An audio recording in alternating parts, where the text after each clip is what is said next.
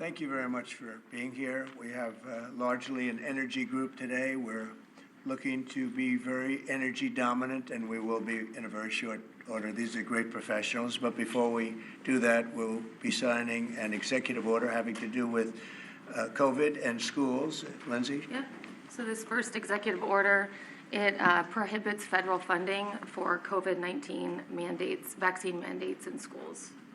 Okay, and that will meaning they want to clear that up, Yep. the discrepancy. So any schools that require students to be vaccinated with COVID-19 shot, then there's no more federal funding. So. Okay.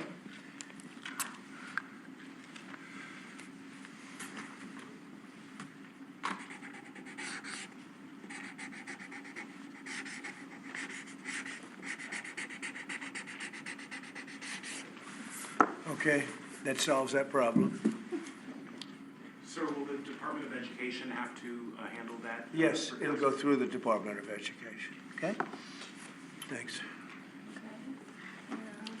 Can I make one comment, Mr. President? Yes, please. As a father of 9, thank you. We should have parental freedom to decide what vaccines our kids take, as opposed to school systems and governors forcing upon the people that love these kids the most, which is the parents. So thank you for citing that. Great, thank you very much. People wanted that very badly. Okay. Okay, and here is an executive order establishing the National Energy Dominance Council. So that will be chaired by the Secretary of the Interior, Mr. Burgum, and the Vice Chair, Chris Wright. And so this will reduce costs with respect to energy, establish American independence with energy, and also unleash energy dominance. Good, thank you. And this is a big deal. We have more energy than any other country, and now we're unleashing it, to put it nicely. And I'd like to ask Doug, you're going to be heading it up. You and Chris, would you say a few words about it, please? Yeah, absolutely, sir. Good afternoon. President Trump wisely understood that under the Biden administration, there was a war against American energy, and today that war officially has ended. President Trump on day one declared a national energy emergency. And this is a real emergency because under the Biden administration restricted the production of oil and gas. Production's still coming, but when you stop holding leases, when you take 625 million acres of land out of ocean land, out of production possibilities through an executive order, you're really restricting the balance sheet of America. But today, as President Trump said, this is unleashed. The National Energy Dominance Council will be made up, all the folks that are standing beside me here, other cabinet leaders and many more, represent President Trump's wise decision that we need a whole-of-government approach to unwind. The Biden administration had a whole-of-government approach that had the war against U.S. energy. Now we need to turn that around 180 degrees and unleash that potential. We've got to unleash it from the Gulf of America all the way up to Alaska. We have amazing resources in this country, and we haven't been getting a return on them. Many of these are under public lands. The interior has 500 million acres of surface, 700 million acres of subsurface minerals, critical minerals, and offshore close to 2 billion acres. And that balance sheet is the biggest balance sheet in the world, and it's been completely underutilized. Everybody knows we have 36 trillion in debt as a country, but no one knows how many hundreds of trillions of dollars of assets we have. And President Trump is asking us to go get a return on that investment for the American people. And with that, we're going to have prosperity at home with lower prices, and we're also going to have peace abroad. Because the wars that we've been engaged in, or our allies have been fighting over the past few years, have been funded by the oil sales of our adversaries. So we have an opportunity, and we also are in an AI arms race with China. The only way we win that is with more electricity. And we also have an energy emergency in terms of electricity. Too much intermittent, unreliable, not enough base load. We've been shutting down the base load that we have. President Trump is going to reverse that, and it's going to allow us to win the AI arms race, which is the most important thing that we have to do relative to our future. So with that, I want to say again, thank you to President Trump, and I want to thank my fellow members of the Energy Council here. I'm going to kick it over to the Vice Chair, Chris Wright, who's the Secretary of the Department of Energy. Thank you, Secretary Burgum. Today is truly a great day for our country today. And Secretary Burgum laid out so many of the problems the last 4 years. If you put barriers in front of energy, you make it more expensive, you make it less reliable, you make it harder to do business here, and harder for our consumers to pay their bills. With this fantastic action from our president, we now have authority across the government to lean in to fix these problems. And I'll start out with one specific right away. This morning, I signed our first LNG export license, unpausing the pause in action. The Commonwealth LNG project that'll be on the Gulf Coast in Louisiana is now officially ready to go. This will be a large construction project for American workers. It'll draw demand for more American energy production that'll be shipped overseas to our allies. Many more of those to come. We're also working aggressively to roll back standards that have made appliances more expensive for Americans, and dishwashers that take 2 hours long and don't get your dishes clean. Nobody likes that. That's about standing in the way. And with this President Trump and our new National Energy Dominance Council, there's so many things we can do to make American lives better, bring down costs, and grow opportunities. And with that, I'm going to kick it over to a fellow member of the council, our Administrator of the EPA, Lee Zeldin.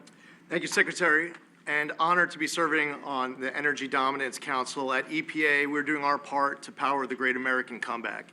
And President Trump has made it clear that he wants EPA to be doing our job to ensure that we are unleashing energy dominance however we can help, that we are assisting in making America the AI capital of the world, that we are pursuing permitting reform, that we are helping to bring back American auto jobs.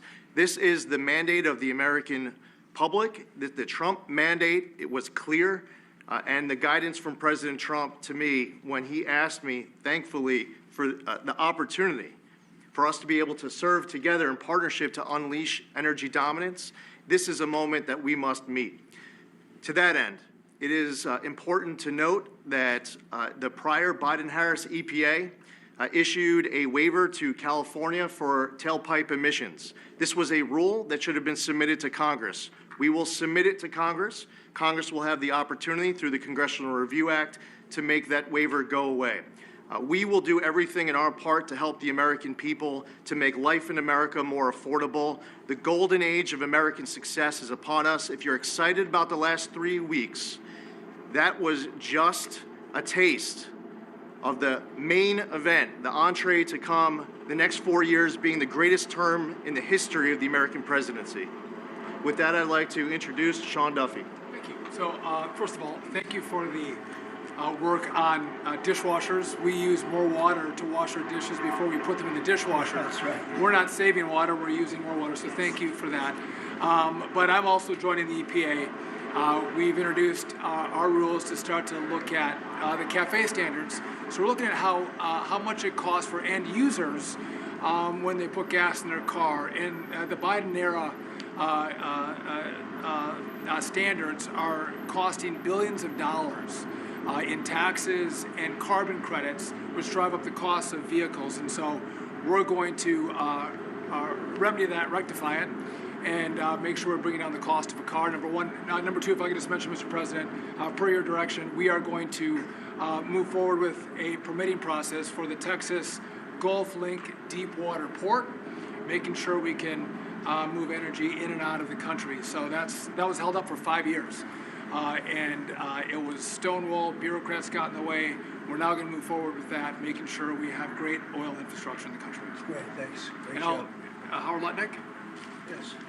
So, the nanny state, you're feeling the end of the nanny state, from straws made of paper to regulation endlessly harming Americans and holding us back.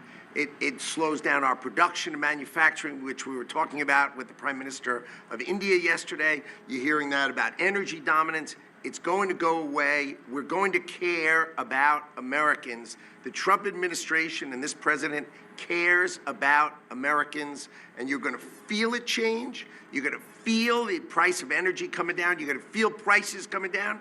You're going to feel an explosion. The golden age of manufacturing of America has always been there. It's just been stifled by regulation, and that time is over.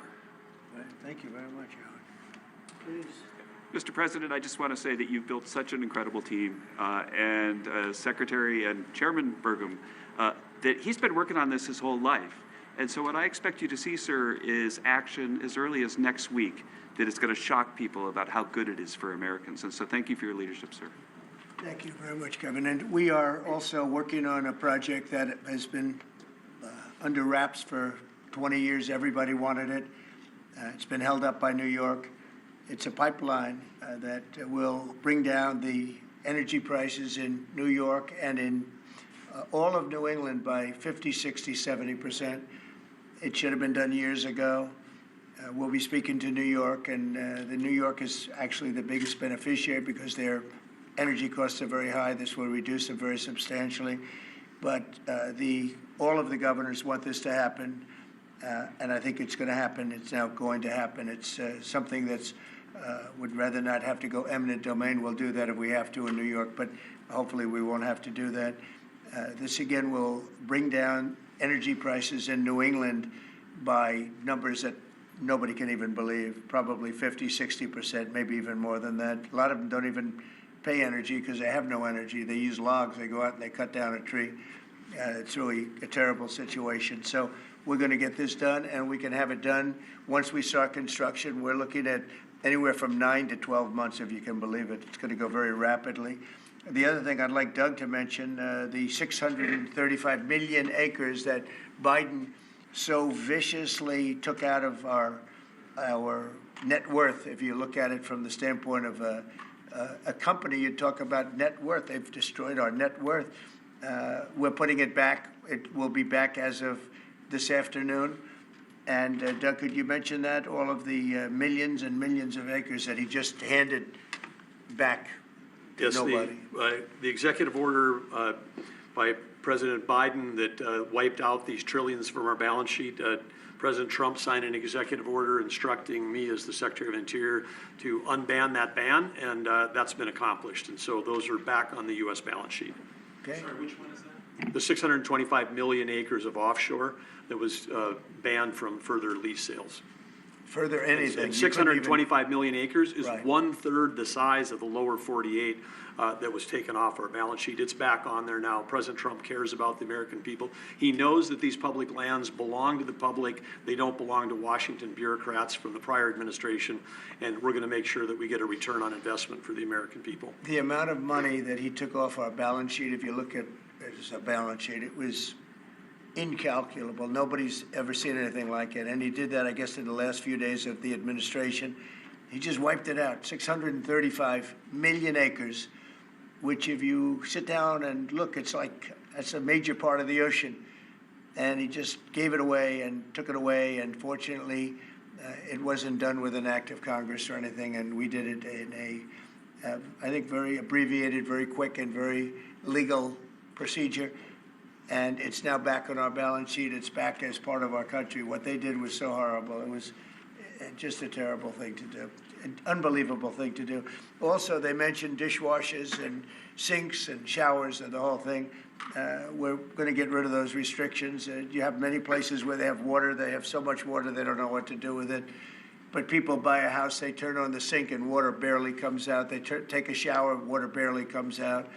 And it's an unnecessary restriction. And basically, I think we're going to be going back to the Trump rule. We had it, and everybody was happy, and then these people came in and they restricted it again. So we're going back, and we'll get it approved by Congress. In addition, we'll get it approved by Congress. So for 4 years, it's good, but we're going to get it permanently taken care of.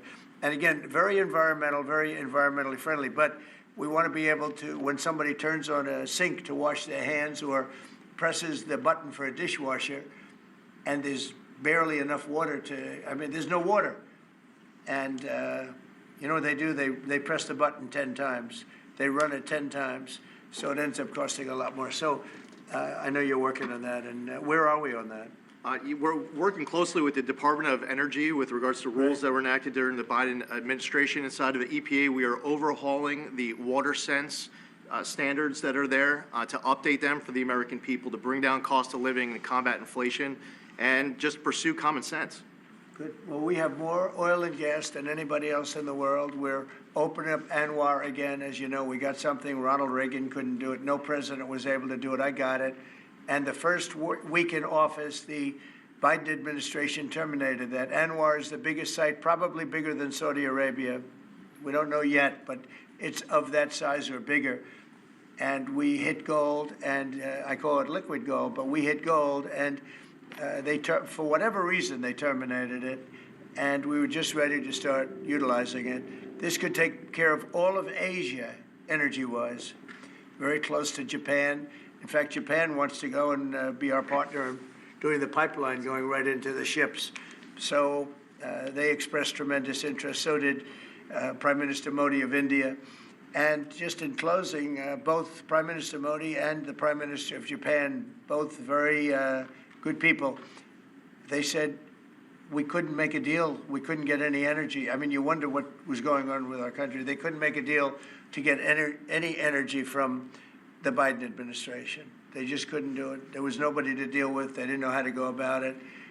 And they're very happy that we're here. But we're going to really benefit our taxpayers, and we're going to benefit our country. So I want to thank everybody for coming. This is a very big bill. This is really going to be energy dominant. We're going to be energy dominant like nobody else. And this doesn't even discuss all of the electricity that we're going to be producing for all of the AI plants. You know, they need double the electricity at least that we have right now. So you take all of our electricity that we have all over the country just for AI to do it right and to win that war, which we're leading by a lot because of what we've done over the last few weeks. We're leading by actually a lot.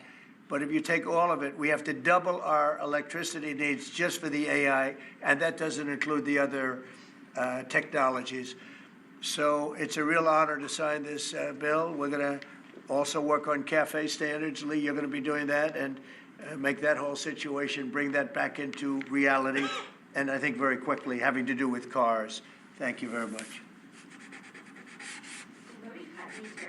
Yesterday as part of your meeting?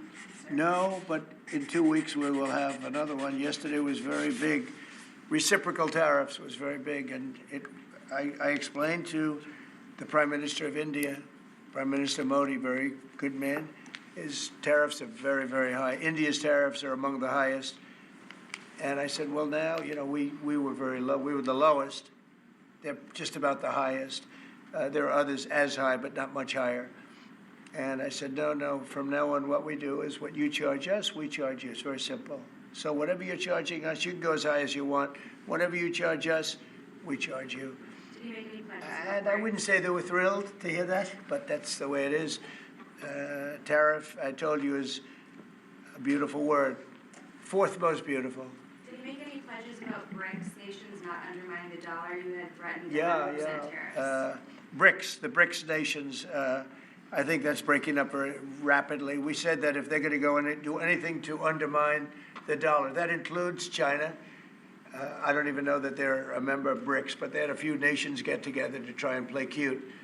And I said, we're going to put 100% tariff on every one of those nations. And at the mere thought of saying that, I think that's all broken up. That idea has no longer sailed. Now, that would be a terrible thing for our country. It would be bad for the world. They wanted to undermine the dollar. 6 nations got together. They want to undermine the dollar. That didn't work out too well. Not going to happen. And we're getting along with a lot of nations now, frankly. There's a lot of respect for the United States. We have regained the respect that we should have, but we've also done things to deserve it. I mean, we freed up our country, and you're going to see this is basically energy dominance, and it's going to be environmentally clean, environmentally wonderful, and taxes will be very reasonable based on this. We're going to make more money than anybody's ever made with energy. We have more energy than anybody else, and it's clean energy, very clean, beautiful energy. We're lucky. We have it. I call it liquid gold under our feet, and we're going to utilize it.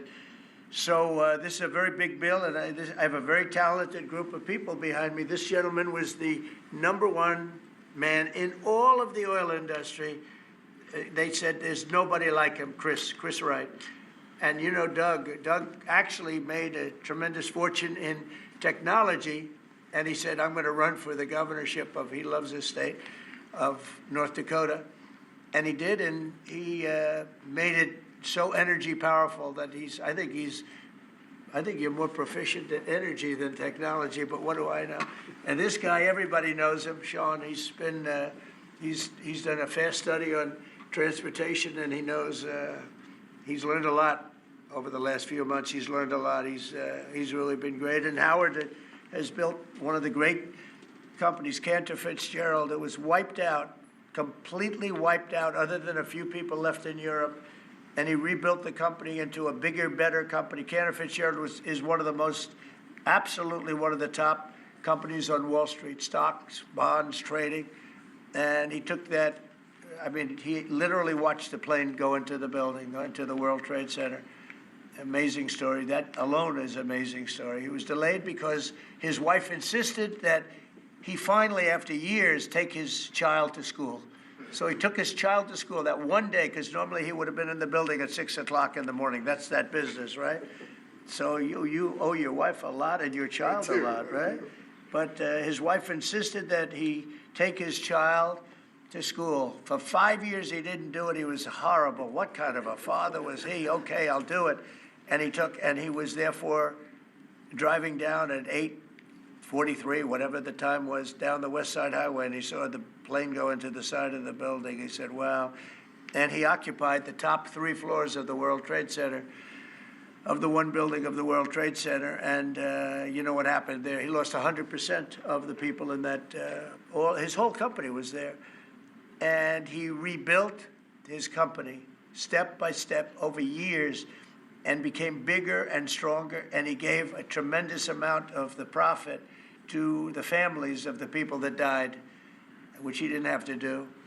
And now he's working with us. He did an incredible job. I mean, anybody in that world, they know Howard Lutnick very well, and I'm honored to have him running commerce. He's going to be incredible. He loves the country. And Lee was a great lawyer, a great congressman, very successful person, both as a lawyer and as a congressman, and knows a lot about the environment, cares about the environment. And we were lucky that I was very happy that you joined. And he was with me right from the beginning, always was with me, and I've always been with him. And Kevin Hassett, we know everybody knows Kevin, and he's fantastic. And you and Lindsay, you and your team are incredible. The job you've done, we really appreciate. Thank Will. And the job you guys are doing is really fantastic. We're knocking this out. Brian, do you have a question? I actually do. What kind of piqued my interest is growing up on the Texas Gulf Coast, natural gas, the LNG that you mentioned. Yeah. What's the potential for like new jobs or growth in that area? I mean, that part of the country, Southwest Louisiana, Southeast Texas, they depend on that. Oh, I would say that potential is simply tremendous. 20 years ago, the United States was the biggest importer of natural gas in the world. And we had natural gas prices 2 or 3 times higher than they are today. But with shale revolution and great entrepreneurs in Texas and Louisiana and across our great country, we are now today the largest net exporter of natural gas in the world. And so much of the world is depending upon natural gas is the fastest growing energy source, has been for 50 years. We were the driver of that, and then we paused. We stopped our ability to grow natural gas exports. Both the Japanese government and Indian government expressed great distress about that. They're going to count on energy imports from the U.S., and we may just change our mind. So I think they're thrilled to see the actions of this president say America's open for business. Yes, we have the energy, we have the people, we have huge job opportunities and investment opportunities, not just in the oil and gas industry, but all those surrounding communities that are lifted up by that more production here. And as we produce more production at scale, not only does it allow us to export, but it becomes more efficient, and it helps us drive down the cost for our domestic consumers as well. Yeah, I know they're really happy to just let you Thank you. 'Cause I grew up in that area. Thank you, Brian. And I will say this, that this all started 8 years ago when I got elected. We were doing this, not to the extent that we're doing it now, but we were doing this, and we became number 1 in oil and gas by far. And we were number 3, even number 4, some would say. When I left, we were number 1 by a lot. And then they pulled way back, and the prices started going through the roof. And then they went back to my plan, but by that time the prices had already gone up, so they really disrupted it. but now we're going to take it to a new level. It's going to be amazing. And we're also, it's very powerful, clean coal. We have more coal than anybody. This is good, beautiful, clean coal. And if you notice, China's opening up a coal plant a month. Germany is now opening up a coal plant every 2 months. Very powerful. It's probably the most powerful source of energy in terms of generation of electricity and other things. And we're going to utilize our good, clean, beautiful coal and oil and gas. We have more than anybody of everything, and we're going to take advantage of it. And I appreciate everybody being here. Mr. President, Yeah. on the energy, Please. can I ask you, sir, about what's happening in Munich? Senator Roger Wicker shepherded Defense Secretary Hegseth through his confirmation. He got him through that process, and then he had some tough words for him overseas. He said it was a rookie mistake for Secretary Hegseth to outline what would or would not happen as far as Ukraine's membership in NATO goes. And then I haven't heard that. I mean, Roger's a very good friend of mine, and Peter's obviously, he's been doing a great job. Did you know what he I haven't was heard. saying? Let me look at. You tell me something. I have not heard the about. question I had is, were you aware of what Secretary Hegseth was going to say in his speech at NATO? Generally speaking, yeah. Generally speaking, I was. So I'll speak to Roger. I'll speak to Pete. I'll find out. Mr. President, on the Energy Dominance Council, that is for all forms of energy? Does that include All wind and solar? forms of energy. Yep. And the pipeline you mentioned, sir, is that Constitution pipeline in New York? Yes. Can you? Is that the I project? believe that's so, being- right? Yes. Yeah, that's what it is. And you know, they've been trying to get it for 20 years. And what it means is for New York, upstate New York, and even everywhere in New York, also other states, but in particular New England, that New England will now, I think, will cut the energy prices, and big cuts in New York too, but cut the energy prices literally in half. We have the permits. We have permits that just about everything we need a New York permit, and I would imagine they want to do because their energy prices will come down so far. And it's a lot of jobs for New York. It's a great thing for New York. Everybody wants it. We'll be meeting with the various governors, Governor of New York, and the other governors too. And we can have it built in about 9 months, and let's say 1 year, but we can actually have it built in pretty close to 9 months. It's all set. We have most of the permits, almost all of the permits. And on just, you're prioritizing energy dominance today. You've also prioritized trade balance. The oil industry is a little worried about the steel tariffs. I mean, they put 20,000 feet steel into the ground at a well. How will you balance that? Is there a possibility? You're talking about steel and aluminum. Indeed, steel tariffs. So the steel, I saved the steel industry in my first term by putting on tariffs because China was dumping massive amounts of steel. Others also, but mostly China. And I put very substantial, we took in $600 billion worth of tariffs from China. No other president's taken up, literally haven't gotten 10 cents from China, not 10 cents. And hundreds of billions of dollars came in from China. And they understood it. They understood what I did. But the dumping stopped. And had I not done that, you wouldn't have one steel mill, I think I can say, not one steel mill operating in this country. And we need steel. We need steel. I mean, there are some things you have to have, and steel is one of them for military, et cetera. So I think steel is going to be very strong. It's going to be very strong. I think it'll go back to being really powerful. We saved it. I mean, we were talking about U.S. Steel last week. U.S. Steel would have been closed, totally closed. We saved it. And now it's going to become, I think, very, very profitable. The tariffs are going to save a lot of industries. Mr. President, U.S. Steel, can I just follow up on U.S. Steel just go very ahead, quickly, finish sir? If the Japanese company that's interested in U.S. Steel wants to take a minority stake as opposed to full ownership, is A that minority fine? stake I wouldn't mind greatly, but what they're doing right now is they're going to be investors, and they're going to be investing in, I think, debt and various other things. But we didn't want to let U.S. Steel go to a foreign company. U.S. Steel was the greatest company in the world for a period of 15 years. It was, it was the big deal 80 years ago or so. And psychologically, we can't even think about letting that happen. But what is going to happen, and we've already seen it, you see it in the stock price, with the tariffs, U.S. Steel is going to be a real powerhouse again. Mr. President, if I could just follow up on Jackie's question about Munich. Vice President Vance's speech to the conference has ruffled quite a few feathers in Europe. What did he say to ruffle them? I don't know. He was talking about the freedom of speech and migration in Europe. Do you believe that European leaders have a fundamentally different view of the world than this administration's? Well, I heard his speech, and I tell you, you're talking about JD's speech, right? Yes, sir. I heard his speech, and he talked about freedom of speech, and I think it's true in Europe. It's losing. They're losing their wonderful right of freedom of speech. I see it. I mean, I thought he made a very good speech, actually, a very brilliant speech. Yeah. Europe has to be careful. And he talked about immigration. And Europe has a big immigration problem. Just take a look at what's happened with crime. Take a look at what's happening in various parts of Europe. I thought his speech was very well received, actually. I've heard very good remarks. And in regards to Ukraine as well, yesterday you mentioned that you thought Ukraine's NATO aspirations were one of the main reasons that the war broke out. Who do you blame for the war, Ukraine or Russia?